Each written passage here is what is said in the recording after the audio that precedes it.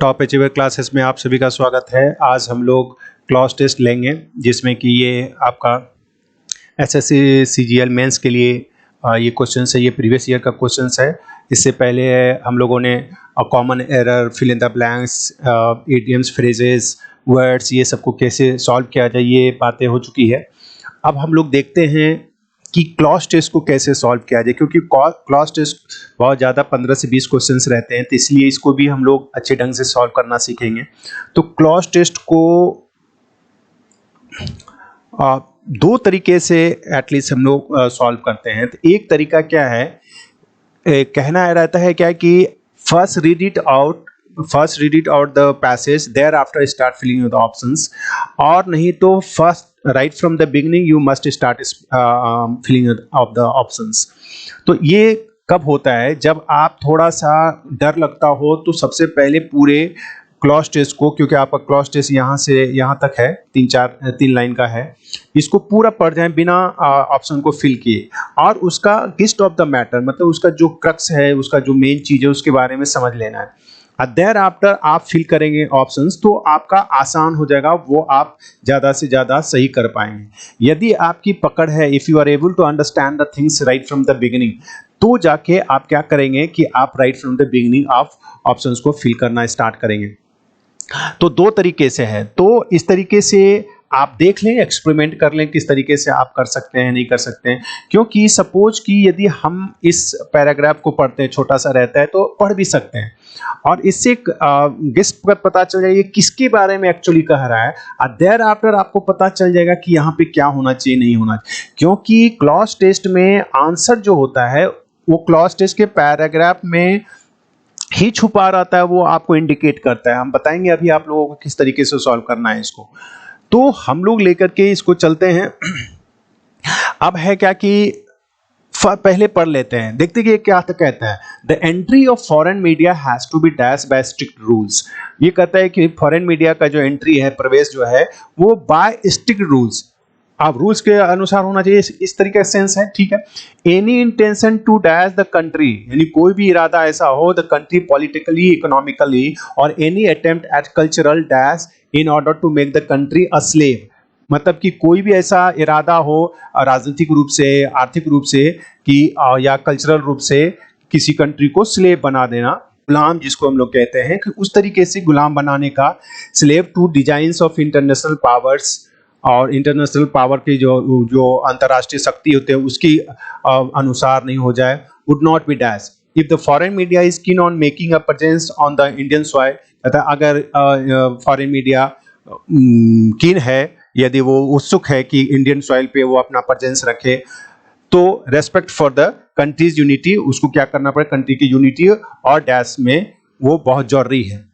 इसका मतलब ये कॉमन सेंस है कि ये किसके बारे में कह रहा है कि फॉरेन मीडिया है, यदि वो यहाँ आता है तो ऐसा ना करे कि हम लोग को गुलाम बना ले, और यदि वो आना चाहता है तो आपको रेस्पेक्ट करना पड़ेगा कंट्री के डैश और डैश से।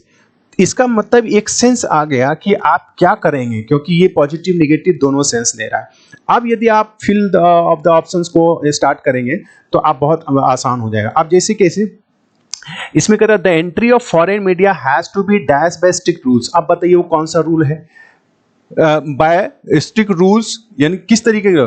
तो फॉरेन मीडिया को क्या किया जाए, गवर्नड, रिजेक्टेड, डिजेक्टेड या रिटेन्ड, कॉमन सेंस लगाना पड़ेगा कि, और इसी में आपका स्ट्रिक्ट रूल जो है ये इंडिकेटर है, यानी स्ट्रिक्ट रूल के द्वारा क्या होना चाहिए, फॉरेन मीडिया का रिजेक्टेड होना चाहिए, उसको नकार देना चाहिए। यहाँ नकारने की बात नहीं कह रहा है, क्योंकि रूल्स के द्वारा उसको शासित करना चाहिए। तो गवर्नड हो सकता है, पॉजिटिव सेंस हम लोग देंगे, क्योंकि यहाँ पे स्ट्रिक्ट रूल के द्वारा उसको, तो पॉजिटिव सेंस गवर्नड आ सकता है। निगेटिव, रिजेक्टेड, नकारना नहीं, डिजेक्टेड मतलब दुखी रहना, ये सब रहना, वो नहीं हो सकता। और रिटेन मतलब प्राप्त करना, ये नहीं हो सकता। तो स्ट्रिक्ट रूल से, कॉमन सेंस से स्ट्रिक्ट रूल के द्वारा क्या किया जाता है, किसी चीज को शासित किया जाता है, गवर्न किया जाता है। तो आप इसका ऑप्शन गवर्न्स मार के निकल सकते हैं। तो अब देखिए कि ये इंडिकेटर है कि स्ट्रिक्ट रूल के द्वारा क्या होता है। यदि आप ये सब चीज को लेके चलना स्टार्ट करेंगे तो मेरे ख्याल से बहुत आसान हो जाता है आगे चल के। फिर हम देखते हैं, यदि नेक्स्ट क्वेश्चन को फिर देखते हैं क्या कहता है। नेक्स्ट क्वेश्चन भी है द एंट्री, हाँ बात, any intention to dash the country politically और इकोनॉमिकली और एनी अटेम्प्ट, यानी कोई भी इरादा हो, तो इरादा कैसा, निगेटिव वर्ड होगा कि पॉजिटिव वर्ड के सेंस में, या निगेटिव सेंस में कोई भी इरादा हो कि कंट्री के को politically in order to dash to make the country slave, इसका मतलब है कि वो क्या कह रहा है। अब यहाँ पे क्या होगा कि ये सब का मीनिंग नहीं पता होगा बहुतों को। हाँ, वोकैबुलरी स्ट्रांग होनी चाहिए, क्योंकि फिल इन द ब्लैंक्स या क्लॉज टेस्ट या पैसेज वगैरह सॉल्व करने में मतलब है कि आपका ये स्ट्रांग होना चाहिए। तो खैर एनीवे, ग्रैपल का मतलब क्या होता है, ग्रैपल का मतलब भिड़ जाना, संघर्ष करना, ये सब का। क्रिपलिंग नहीं बोलते कि वो किसी को ये बना देना, अपाहिज बना देना, रुकावट पैदा करना, ये सब। स्क्रपल, ये सब भी जितना वर्ड है, ये झिझक जो हेजिटेशन होता है उसको स्क्रपल कहते हैं। जैसे उसको कोई स्क्रपल नहीं कि उसने क्या किया नहीं किया। फिर स्ट्रिपल भी, स्ट्रिपल जनरली होता है कि कोई चीज में डॉट डॉट डॉट करके चिन्हित करना कोई चीज, जैसे पेंटिंग वगैरह सब में जो हम लोग करते हैं वो स्ट्रिपल क्या कहलाता है। तो यदि हम इतना नहीं भी चार का मीनिंग हम जानते हैं, लेकिन कॉमन सेंस लगाना चाहिए कि ये एनी इंटेंशन, कैसा इंटेंशन हो जाए,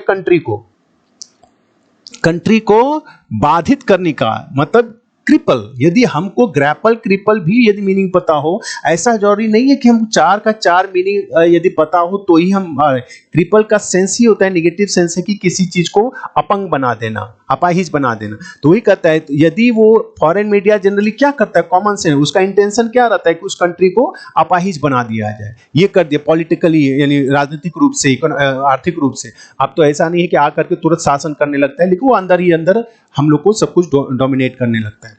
तो इस तरीके से आप इसका आंसर इसमें दे सकते। जरूरी नहीं कि स्ट्रिपल का मीनिंग जाने तो ही हम सॉल्व कर सकते हैं, नहीं। यदि इफ यू आर कॉन्फिडेंट कि किस चीज को दिया जाए तो आप उसको आसानी से ये कर सकते हैं।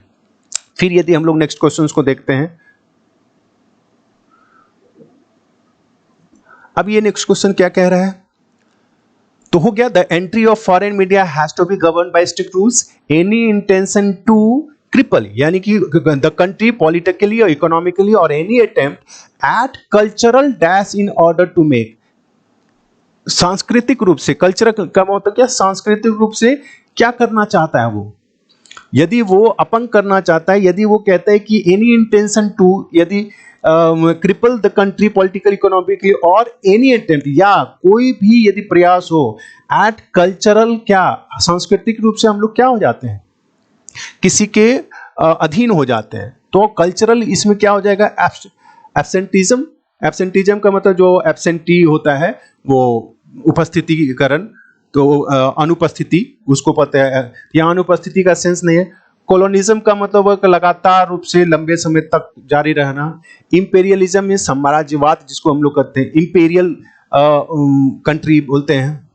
डॉगमेटिज्म का मतलब होता है धर्मांध, मतलब किसी कट्टरता जिसको बोलते हैं धर्म के अंदर। तो यहाँ कल्चरल क्या होना चाहिए, यानी कल्चरल रूप से हम लोग को साम्राज्य के अंदर नहीं होना चाहिए, साम्राज्यवाद नहीं होना चाहिए, सांस्कृतिक साम्राज्यवाद नहीं। वो क्या करता है, वो डायरेक्ट तो रूल नहीं आजकल होता है, तो क्या करता है सांस्कृतिक रूप से। इसीलिए यहाँ पे क्या आ जाएगा, इंपेरियलिज्म इसमें सटीक आंसर आ जाएगा। तो अब आप देखिए किस तरीके से सेंस आता है कि फॉरेन मीडिया को स्ट्रिक्ट रूल के द्वारा गवर्न किया जाए, यदि उसका इंटेंशन है कि बाधित किया जाए हमारे कंट्री को पॉलिटिकली, और यदि कोई भी अटेम्प्ट है कल्चरल इंपेरियलिज्म। हाँ, ये है कि थोड़ा सा आपको वोकैबुलरी पे स्ट्रांग होना पड़ेगा, तो जाके आप किसी चीज को अच्छी ढंग से सॉल्व कर सकते हैं। फिर हम लोग इसके आगे नेक्स्ट देखते हैं, क्योंकि इसी तरीके से चीज को सोचते जाएंगे, इसी तरीके से चीज को हम लोग समझते जाएंगे। तो नेक्स्ट क्वेश्चन को हम लोग देखते हैं। ओके, अब ये नेक्स्ट क्वेश्चन हम लोग 160 में देखते हैं।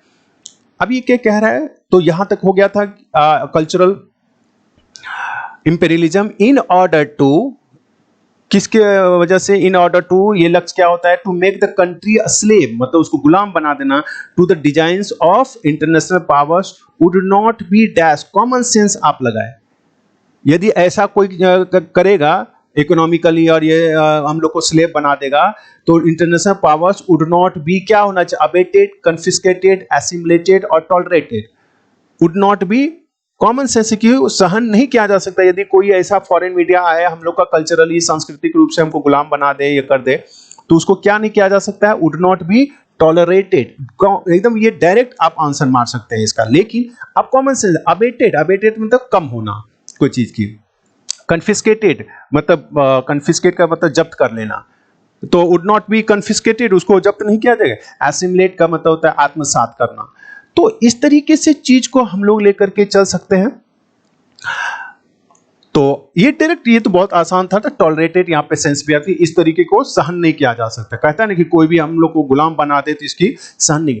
कहीं न कहीं एक इंडिकेटर रहता है, ये जो स्लेव है, स्लेवरी जो है, ये सब ये टर्म है जो आपको बताता है स्ट्रिक्ट रूल क्या होना चाहिए, गवर्न होना चाहिए, कल्चरल क्या इंपेरियलिज्म, यानी उसके अधीन नहीं हो जाए हम लोग।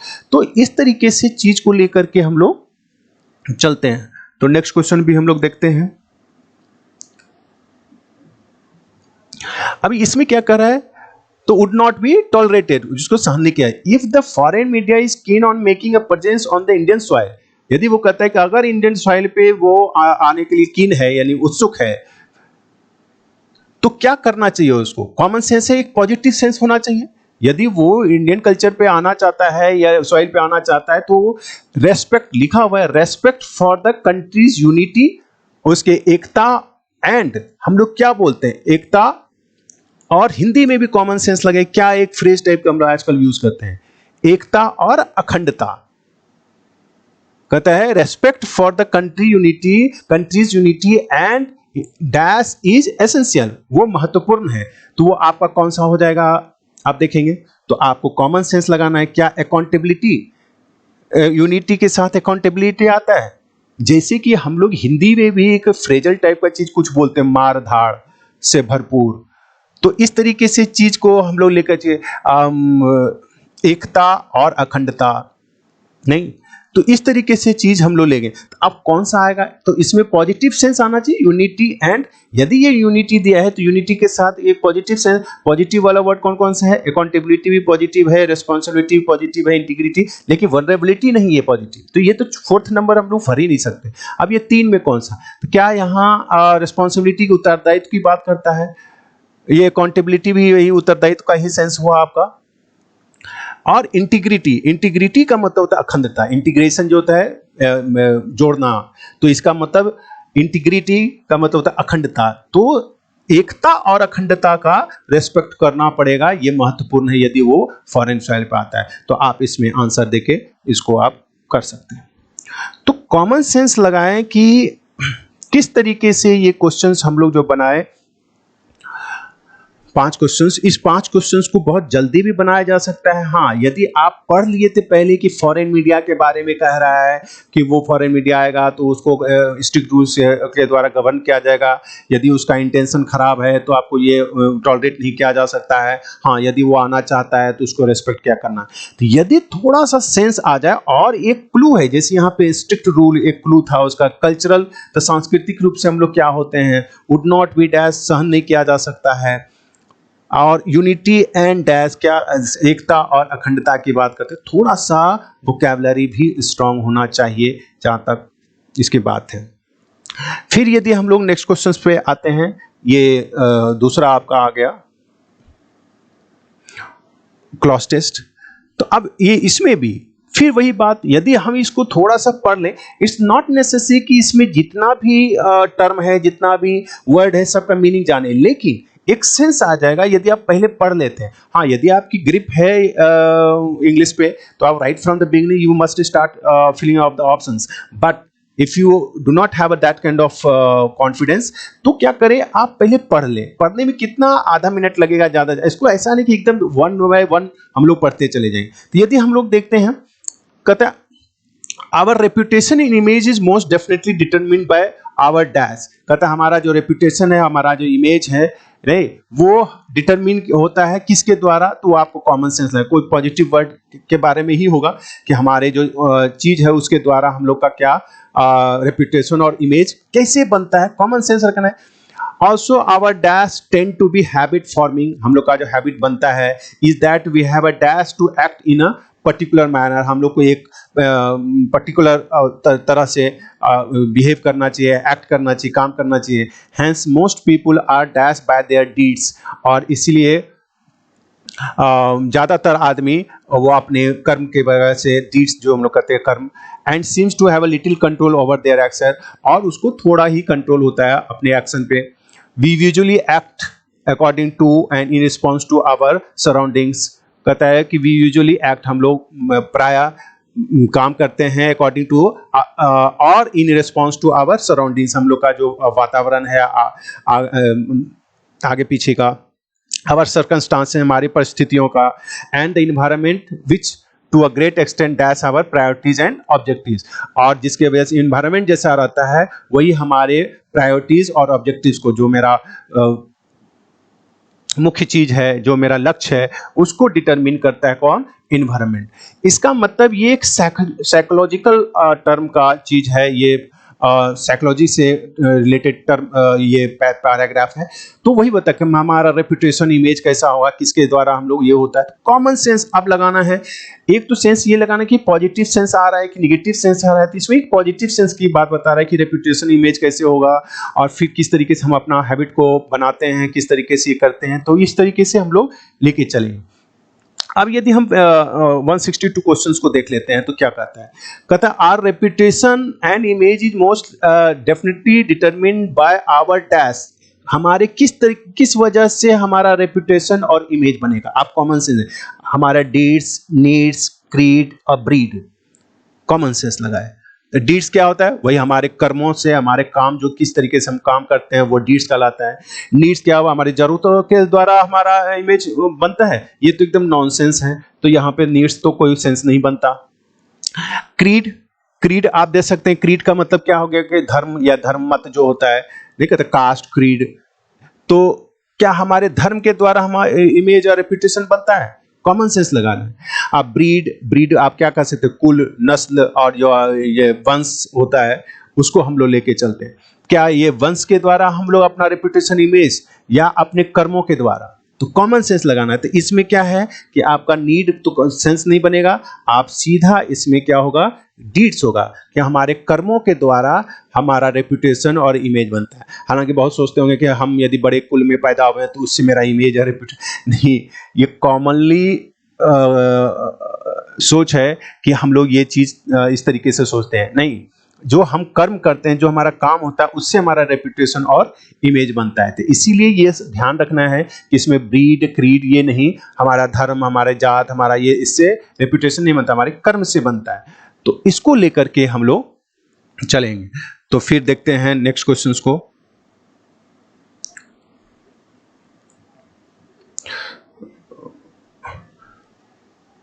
अब नेक्स्ट क्वेश्चंस में also our dash to tend to be habit forming, ये देखना है। Also our dash to tend to be, तो इसमें क्या आपका आएगा? तो इसका ऑप्शन नेक्स्ट है, ऑप्शन को हम लोग देख लेते हैं, हम लोग देखेंगे। तो अब इसमें क्या है? तो वो कह रहा है also our dash tend to be habit forming. ठीक है, हमारा जो रेपुटेशन, इमेज है, हमारे डीड्स के द्वारा होता है। ऑल्सो दिया हुआ है, इसका मतलब और क्या चीज के वजह से ये चीज होता है। तो हैबिट फॉर्मिंग किस तरीके से, ये टर्म है जो आपको इंडिकेट कर रहा है कि क्या टर्म हम यहाँ पे रखें। तो कॉमन सेंस लगाइए कि हैबिट फॉर्मिंग क्या, एक्टिंग से के वजह से हम लोग काम जो करते हैं उसके वजह से हैबिट फॉर्मिंग होता है, या एवोकेशन से। एवोकेशन होता है एक उपव्यय बोलते हैं, जो छोटा मोटा काम करते हैं, या बुलावा भी कहता है उसको। बाइसेक्शंस का मतलब होता है कोई चीज का अलग होना, या प्री डिस्पोजिशंस। तो प्री डिस्पोजिशंस का मतलब होता है प्रवृत्ति, आदत जिसको हम लोग बोलते हैं। तो कॉमन सेंस लगाइए, हैबिट फॉर्मिंग किसके वजह से होगा? हम लोग का जिस तरीके से प्रवृत्ति है, हम लोग जिस तरीके से चीज को करते हैं। तो प्री डिस्पोजिशंस, यदि आपका मीनिंग यदि पता हो तो डायरेक्ट, क्योंकि हैबिट फॉर्मिंग ही हुआ, also our predispositions tend to be habit forming. जिस तरीके से हम लोग का प्रवृत्ति रहता है, आदत रहती है, उसी से हम लोग का आदत फॉर्मेशन भी होता है आदत का। नहीं, देखिए ये टर्म से हम लोग इसका मीनिंग का ये पता लग जाता है। तो खैर एनीवे, इसको आगे हम लोग लेके चलते हैं। In that we have a dash to act in a particular.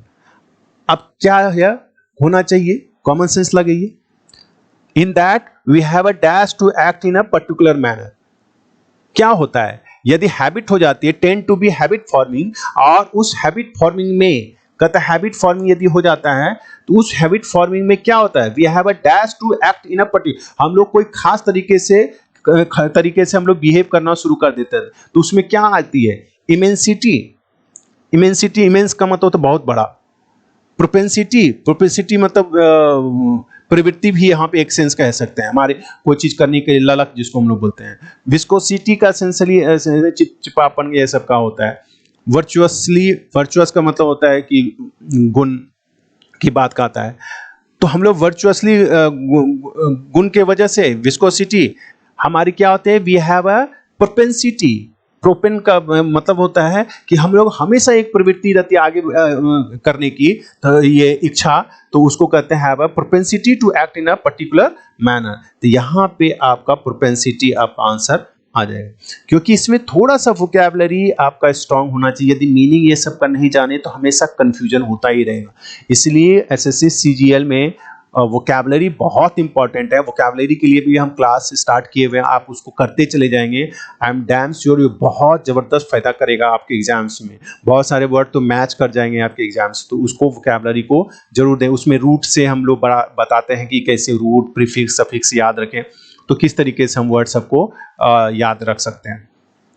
तो यहाँ पे क्या होता है, तो वही कहता है कि वो जो हैबिट फॉर्मिंग हो जाता है, इन दैट उसमें क्या होता है, we have a propensity to act, हम लोग का जो प्रवृत्ति बन जाता है, हम लोग जो बहुत तीव्र इच्छा जिसको कहते हैं propensity to act in a particular manner. Hence, इसीलिए most people are dash by their deeds. हाँ, अब नेक्स्ट क्वेश्चन को हम लोग लेते हैं।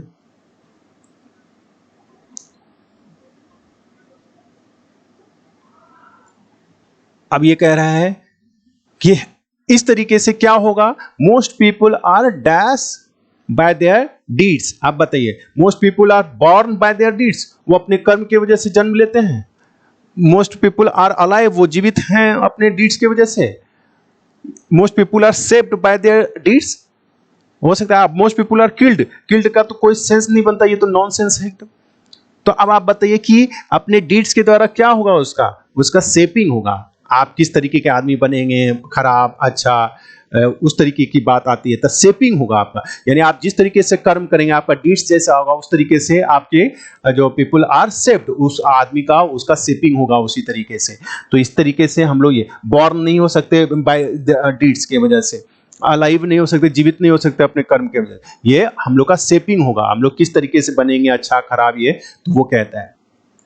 तो कॉमन सेंस से इसमें आप क्या करेंगे, सेव्ड इसका आंसर हो जाएगा। फिर हम लोग यदि नेक्स्ट क्वेश्चन को देखते हैं,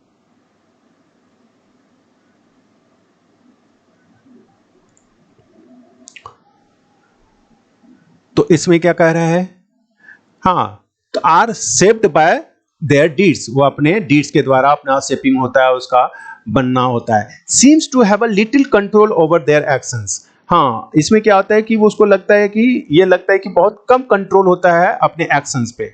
जैसा हैबिट बन गया, जिस तरीके का हो गए, बस उसी तरीके से काम करना शुरू करते हैं, वो अपने एक्शंस पे कंट्रोल नहीं करते। We usually act according to, हम लोग प्रायः कैसा काम करते, किसके अनुसार, in response to our surroundings, अपने सराउंडिंग्स के अनुसार, सर्कमस्टांसेस, अपने परिस्थितियों के अनुसार, and the environment which to a great extent dash our properties, priorities and objectives. हम लोग का जो मुख्य कार्य होता है, हम लोग का जो लक्ष्य होता है, वो क्या होता है, किसके द्वारा होता है, आप कॉमन सेंस लगाइए।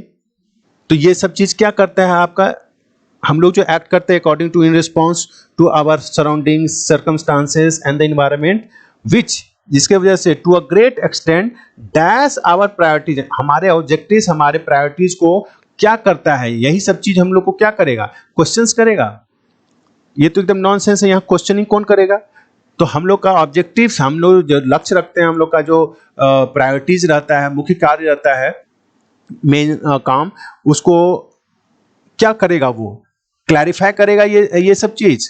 ये इन्वायरमेंट या सर्कमस्टांसेस क्या करेगा, पेट्रीफाई का सेंस हो गया पत्थर बना देना, एकदम स्ट्रांग बना देना, या मॉडिफाइज करेगा क्या, यदि सर्कमस्टांसेस सराउंडिंग्स यदि अच्छा हो खराब हो तो उसके अनुसार हम लोग का ऑब्जेक्टिव क्या हो जाता है, मॉडिफाइड, चेंज हो जाता है। तो हमारे ये ऑब्जेक्टिव्स को और प्रायोरिटीज को वो क्या कर देगा, ये सराउंडिंग्स ये सर्कमस्टांसेस मॉडिफाई कर देगा, इसलिए आप में मॉडिफाइज इसमें हमको लगाना है।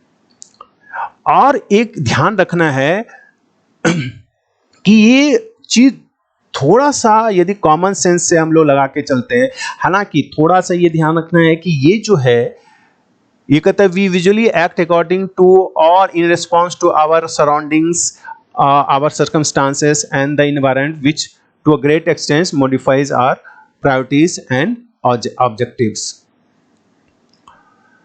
तो इस तरीके से चीज को लेकर के हम लोग चलेंगे तो आगे के क्वेश्चंस को हम लोग डील कर पाएंगे। तो अब देखते हैं फिर नेक्स्ट क्या आता है, एक और क्लॉज टेस्ट को हम लोग डिस्कस कर लेते हैं, अब फिर आगे हम लोग इसको लेके चलेंगे। अब यदि देखते हैं एक और पैसेज को, इसको भी हम लोग पढ़ के बना सकते हैं या राइट फ्रॉम द बिगनिंग भी कर सकते हैं। तो ठीक है, थर्ड वाले को हम लोग राइट फ्रॉम द बिगनिंग कैसे फिल कर सकते हैं क्लॉज टेस्ट में, इसको भी हम लोग देख लेते हैं। हम नहीं पढ़ते हैं पैसेज को, लेकिन थोड़ा सा इमेजिनेटिव होना पड़ेगा, थोड़ा सा सेंस लगा करके। कभी कभी ग्रामर भी काम करता है, लेकिन थोड़ा इस टाइप के क्वेश्चंस में क्या होता है, थोड़ा थिंकिंग प्रोसेस आपको ठीक रखना पड़ेगा, उस तरीके से आगे चलेंगे। तो खैर देखते हैं, इसमें कहता है violence takes a heavy toll and affects public life dash. अब कॉमन सेंस लिए, वायलेंस है, ये निगेटिव सेंस दे रहा है, तो violence takes a heavy toll, बहुत जबरदस्त असर करता है, बहुत का जान ले लेता है ये सब। एंड अफेक्ट्स पब्लिक लाइफ को अफेक्ट करेगा वायलेंस की अच्छे तरीके से या खराब तरीके से, आप कॉमन सेंस लगाएं। तो निगेटिव वे में इस चीज को लेंगे तो ये निगेटिव सेंस आएगा। तो निगेटिव वाला वर्ड कौन कौन सा है, एडवर्सली निगेटिव है, मॉडरेटली को निगेटिव कंप्लीट नहीं ले सकते क्योंकि मॉडरेटली कभी कभी ठीक भी सेंस आता है, रिलेटिवली पॉजिटिव वर्ड है, अल्टीमेटली को भी निगेटिव वर्ड नहीं ले सकते, तो निगेटिव पॉजिटिव दोनों में यूज हो सकता है। लेकिन आप देखेंगे एडवर्सली, ये तो जरा सा ये सब टर्म कंप्लीट निगेटिव सेंस नहीं देता है।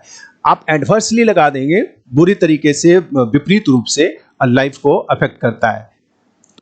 तो अब आप देख सकते हैं कितने आसानी से ये क्वेश्चंस को हम लोग डील कर पाए, क्योंकि जैसे ही वायलेंस की बात करें, निगेटिव सेंस है, तो लाइफ को किस तरीके से अफेक्ट करेगा, निगेटिव वे में अफेक्ट करेगा, मतलब एडवर्सली। और ये तीनों वर्ड मोर और लेस निगेटिव सेंस में कंप्लीट वे में नहीं आता, आप इसको टिक करके निकल सकते हैं। फिर हम लोग नेक्स्ट क्वेश्चंस को देखते हैं। तो नेक्स्ट क्वेश्चंस में 168 क्वेश्चंस को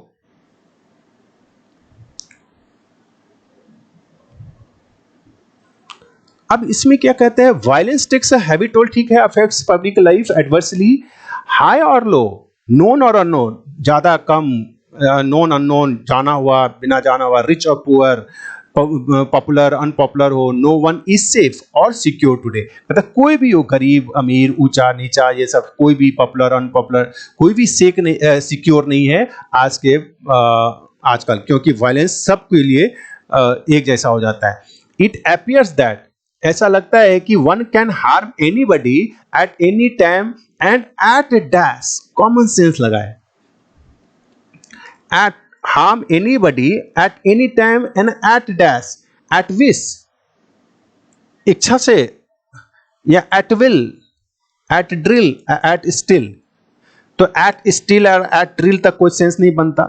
ड्रिल का मतलब क्या आप लगा सकते हैं, प्रशिक्षण देना या अभ्यास, तो अभ्यास पर एट ड्रिल, तो ये तो नॉनसेंस है, ड्रिल खत्म हो जाए। एट स्टिल क्या, स्थिर होकर के, ये कोई सेंस नहीं बनता, ये दो तो कंप्लीट गया। अब विश और विल, आप कॉमन सेंस लगाइए, हम लोग यूज क्या करते हैं कि वो अपने इच्छा के अनुसार कहता है, किसी भी समय और किसी भी क्षण, किसी भी इच्छा से, तो एट विल यूज होता है। He does everything at will, जो उसको इच्छा होता है वो करता है। विश मतलब होता है कि कोई इच्छा है लेकिन वो उसमें इमेजिनेशन ज़्यादा है, लेकिन विल जो होता है वो अपना जो शक्ति होती है, अपनी जो इच्छा होती है उसकी बात। तो एट विल, एट लगता भी है विल के साथ, तो इसीलिए एट विल का मतलब होता है किसी भी समय, किसी भी क्षण, क्या कोई भी इच्छा से किसी भी समय। तो वही चीज है यहाँ पे एट विल आपका कॉमन सेंस से आ जाएगा। फिर हम लोग यदि नेक्स्ट क्वेश्चन को लेते हैं, इस बार हम लोग बिना पैसेज को पढ़े ही बना रहे हैं। तो वो कह रहा है कि वो वायलेंस के बारे में कह रहा है, तो थोड़ा सा दिमाग में आ गया। तो it can harm anybody at any time and at will. A mad and sad rat race is on to make money. एकदम कहता है कि एक रैट रेस है, एकदम कुछ भी हो जाए आगे पीछे, ये किसी को मारना पड़ेगा। तो वही कहता है पैसा बनाने के लिए, पैसा अर्न करने के लिए, on to make money and that's power. हाँ, अब आप कॉमन सेंस, पैसे के साथ साथ क्या करता है, पावर को क्या करने के लिए, कॉमन सेंस रिटेन करने के लिए। रिटेन का मतलब फिर से प्राप्त करना, तो यहाँ पे प्राप्त करने की बात होगी कि फिर से प्राप्त करना। सस्टेन का मतलब तो कंटिन्यू करना, यहाँ कंटिन्यूएशन कहाँ, अभी पावर आया कहाँ है जो कंटिन्यूएशन की बात होगा। तो ये कंटिन्यू, सस्टेन की सेंस नहीं आएगा, रिटेन की सेंस नहीं आएगा। मेंटेन, मेंटेन कब करता है, जब कोई चीज रहता है तो उसको मेंटेन। यहाँ पावर, पहली बार पावर की चर्चा हुई है, तो पावर को पहले क्या करना चाहिए, तो कहता a mad and sad rat race is on to make money, पैसा बनाने के लिए और पावर को प्राप्त करने के लिए। गेन यहाँ पे कॉमन सेंस से हम लोग लगा सकते हैं, गेन करने। ये रिटेन कब करेंगे, रिटेन होता है कि यदि आप कोई चीज है जो आप प्राप्त किए, कुछ छूट गया, फिर उसको फिर से पावर को ले लिए, तो उसको रिटेन करेंगे। सस्टेन मतलब जो है उसको कंटिन्यू करना, मेंटेन मतलब जो है उसको फिर व्यवस्थित करना। इसका मतलब यहाँ तो पावर की बात कर रहा है, ये तो फर्स्ट टाइम पावर की बात ही हुआ है, तो इसको क्या करेंगे हम लोग, गेन करने के लिए। तो man and sad rat race is to make money and gain power at any cost, किसी भी कीमत पर हम लोग करने के लिए तैयार। एंड बाय एनी मीन्स, कोई भी जरिया हो जाए। The result is that no political party or group can not dash into calm। हाँ, कॉमन सेंस यहां भी लगाना है। देखते हैं नेक्स्ट क्वेश्चन को। हाँ, ये आपका ऑप्शन रहा। तो अब ये कह रहा है क्या, The result is that no political party or group can not dash into claim, और काम नहीं है, ये claim है, into claim to total innocence in so far as dash of violence against. अब ये कह रहा है कि ठीक है, ये मैट एकदम रैट रेस है, मनी बनाने के लिए, पावर को गेन करने किसी भी कीमत पे। तो रिजल्ट, इसका परिणाम क्या होगा, द रिजल्ट इज दैट, तो रिजल्ट क्या है इसका परिणाम, कि कोई भी पॉलिटिकल पार्टी और ग्रुप, कोई भी राजनीतिक जो पार्टी है और जो ग्रुप है, can not dash into claim to total innocence. तो क्लेम की बात यहाँ पे क्या आता है, यहाँ पे ले इनटू क्लेम होगा, एक्चुअल में यहाँ पे आएगा ले। बहुत सारे स्टूडेंट्स को अभी नहीं पता हुआ, 3 वर्ड होता है जो आप लोग के लिए टास्क हम दे देते हैं, लेकिन जब हम टेंस वगैरह ये सब की बात करेंगे, टेंस से रिलेटेड ये है, तो लाए, लाए और ले, ये 3 टर्म होता है। ये लाए मीन्स झूठ बोलना, ये लाए मीन्स पड़े रहना, ये ले मीन्स रखना कोई भी चीज को। तो यहाँ पे, और इसका V2 V3 भी टफ है, आप लोग को नहीं पता होगा, तो इसको V2 V3 इसका सीख लेंगे। ये टास्क रहा आप लोगों का। ये सिर्फ क्वेश्चंस हमेशा कॉमन एरर में, क्लॉज टेस्ट में कहीं भी पूछ सकता है, इसीलिए इसका हमेशा ध्यान रखिए। तीनों का V2 V3 याद रखें, मीनिंग याद रखें, तो आप कॉमनली इस क्वेश्चन को सॉल्व कर सकते हैं। तो यहाँ पे होगा कि लेइंग इनटू क्लेम, यानी ये कोई दावा नहीं कर सकता। ले मतलब होता है रखना, वही रख नहीं सकता अपने दावे को, तो वही चीज है यहाँ पे। तो ये ले एकदम सटीक आ जाएगा यदि सेंस इसका पता हो। ये एक्सट्रीमली इंपॉर्टेंट है, इसको आप लोग जरूर ध्यान में रखेंगे। या इस बार भी एग्जाम में हो सकता है पूछ दे कहीं ना कहीं कॉमन एरर में किसी भी तरीके से, तो इसको लेकर के हम लोग चलेंगे। तो ले, तो यहाँ ले इनटू क्लेम का, तो कोई भी पार्टी ये दावा नहीं कर सकता टू टोटल इनोसेंस, कि हम बहुत ईमानदार हैं, कंप्लीट ईमानदार है, in so far as dash of violence. हाँ, penetration of violence,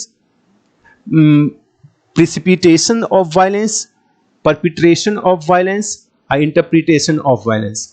violence कोई भी कहता है कि अपने आप को ईमानदार नहीं करता है, इन सो फार आज, जैसा कि dash of violence against innocent person, यानी इनोसेंट पर्सन के खिलाफ जो वायलेंस का क्या पेनिट्रेशन, पेनिट्रेट का मतलब होता है छेद करके निकल जाना, किसी चीज में अंदर जाना, जैसे कि बुलेट वगैरह पेनिट्रेट करता है किसी के बॉडी को या किसी भी चीज को, तो वायलेंस यहाँ पे क्या वो भेदन करना, छेद करके निकलने का होता है? नहीं। तो वायलेंस ऑफ क्या चीज का? पेनिट्रेशन ऑफ वायलेंस, वायलेंस का अंदर जाना नहीं। प्रिसिपिटेशन क्या होता है? अप्रत्याशित। ये सब वर्ड आता है, बहुत टफ वर्ड भी आप कह सकते हैं, यदि आप टच में नहीं है तो बड़ी दिक्कत होगा। तो ये अनपेक्षित जिसको पढ़ते हैं, अपेक्षित, जो अप्रत्याशित जिसको हम लोग पढ़ते हैं, जो कि नहीं समझ में आता है कितना हो। परपिट्रेशन का मतलब होता है जो वारदात करने वाला, अपराधी जिसको हम लोग बोलते हैं, अपराध करता, अपराध, तो परपिट्रेशन हो गया। नहीं, परपिट्रेटर होता है अपराधी, कौन है? इंटरप्रिटेशन का मतलब कोई चीज का मीनिंग लगाना, ट्रांसलेट करना। तो यहाँ तो ट्रांसलेट करने का तो कोई सेंस नहीं बनता। आप पेनिट्रेट के in so far as penetration of violence against, किसी इनोसेंट पर्सन के अगेंस्ट में वायलेंस का क्या होना चाहिए? वो अप्रत्याशित वायलेंस। नहीं कहते कि आजकल इनोसेंट पर्सन पे अप्रत्याशित हिंसा हो रही है, तो यहाँ पे प्रिसिपिटेशन टर्म आता है, in so far as precipitation of violence, अप्रत्याशित हिंसा against innocent person for personal और पॉलिटिकल गेन्स इज कंसर्न। कहते हैं कोई यहाँ तक कि वायलेंस की बात है, कोई भी ये क्लेम नहीं कर सकता कि हम ये टोटल इनोसेंट हैं। तो इस तरीके से टर्म, और आगे आप पढ़ सकते हैं, यदि आपको सेंस एकदम नहीं पता हो तो आगे का टर्म पढ़ के हम लोग सेंस निकाल सकते हैं। लेकिन यदि आप कॉन्फिडेंट है, यदि आप नहीं पूरा पैसेज को पढ़ के सिर्फ राइट फ्रॉम द बिगिनिंग यदि आप फील करना चाहते हैं, तो आप वहां पे क्या होगा कि आप यहीं पे रुक जाएंगे, आगे नहीं पढ़ना है। लेकिन यदि आप पूरा पैसेज को पहले पढ़ते हैं तो पूरा पढ़ लेना है, जिससे तो वही कहता है वायलेंट डेमोन्स्ट्रेशंस, रैलीज, हड़ताल have become the order of the day. वही कहता है ये जो वायलेंस है, तो इस चीज, तो ये पूरा पैराग्राफ क्या चीज के बारे में था? कि वायलेंस के बारे में। अब वो भी वायलेंस किस चीज के बारे में? पॉलिटिकल पार्टी जो क्लेम करता है कि हम बहुत इनोसेंट है, नहीं है, तो वही चीज ये बता रहा है। तो कंप्लीट सेंस से हम लोग इसको निकाल के रख सकते हैं। तो मेरा मानना है कि आप यहाँ पे वोकैबुलरी का जबरदस्त पकड़ होनी चाहिए, और थोड़ा सा सेंस में, वोकैबुलरी में भी जरूरी नहीं 4 का 4 हमको आता हो तो ही हम बना सकते हैं। आप ऐसा कर सकते हैं जैसे आपको 2 पता हो, और वो 2 यदि सटीक वे में उसमें शूट कर रहा हो फिलर में, तो जरूर आप उसको पुट करके निकल सकते हैं। लेकिन आप ऐसा नहीं कि 4 का 4 वर्ड का मीनिंग नहीं आ रहा और तो भी हम उसको फिल करके निकल गए, नहीं, ये that will be dangerous. At least 2 word का मिनिमम मीनिंग आना चाहिए। और देखिए यदि एकदम सूट नहीं कर रहा है तो आप 2 पे, फिर नेक्स्ट 2 पे आप 50-50 चांस लेकर के ये कर सकते हैं। तो कहीं ना कहीं ये सब चीज को लेकर के आपको दिमाग लगाना पड़ेगा। तो आज हम लोग देख लिए कि किस तरीके से 10-15 क्वेश्चन जो है आपका वो क्लॉज टेस्ट को किस तरीके से सॉल्व करते हैं। ये पूरा आपका पकड़ होनी चाहिए वोकैबुलरी पे, थोड़ा समझने की, और निगेटिव पॉजिटिव सेंस लगा करके इस तरीके से। तो 2-4 बार यदि आप क्लॉज टेस्ट मेरे क्लास को आप देखते चले जाएंगे तो आपको आइडिया चले जाएगा। लेकिन आप वोकैबुलरी जो है एकदम उसको आप दिमाग में रखेंगे, और यदि ये चीज़ नहीं रहा तो बहुत दिक्कत होगा। और वोकैबुलरी की क्लास को भी आप देखते चले जाएंगे। अभी हम एक क्लास उसमें स्टार्ट किए हैं, और इसको देखते चले जाइएगा तो आपकी एग्जाम आते आते बहुत ज़बरदस्त आपका वोकैबुलरी स्ट्रांग हो जाएगा। तो ओके, इसके साथ ही क्लास को ओवर करते हैं। फिर इसके ठीक कंटिन्यूएशन के लिए आप नेक्स्ट कंटिन्यूएशन, क्योंकि ये 200 तक क्वेश्चंस जाएगा, तो आपको सभी क्वेश्चंस को डिस्कस कर देंगे, तो 300 तक, क्योंकि 200 टोटल क्वेश्चंस है, तो 71 क्वेश्चन तक हम लोग डिस्कस कर चुके हैं इस पेपर में, प्रीवियस ईयर के पेपर में। और रेस्ट क्वेश्चंस जो है वो आगे आने वाले क्लासेस में हम लोग डिस्कस करेंगे। किस तरीके से आप नरेशन बनाएंगे, किस तरीके से एक्टिव पैसिव वॉइस बनाएंगे, ये सब टाइप ऑफ क्वेश्चंस आपका डिस्कस किया जाएगा, और जबरदस्त आपको फायदा होने जा रहा है। तो इसके साथ क्लास को ओवर करते हैं। Okay, thank you.